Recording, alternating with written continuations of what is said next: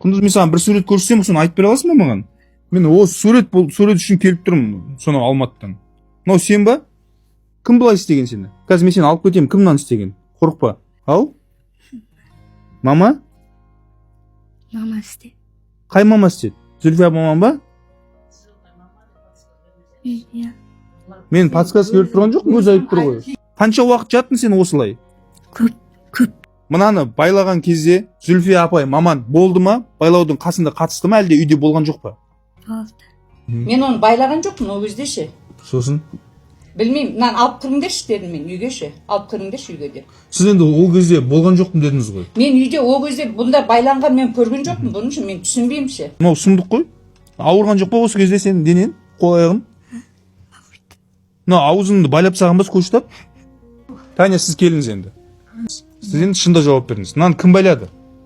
Настик, Адихан. Сол кезде мама үйде болды ма? Бодичоқу. Қайда болды? Алматыда.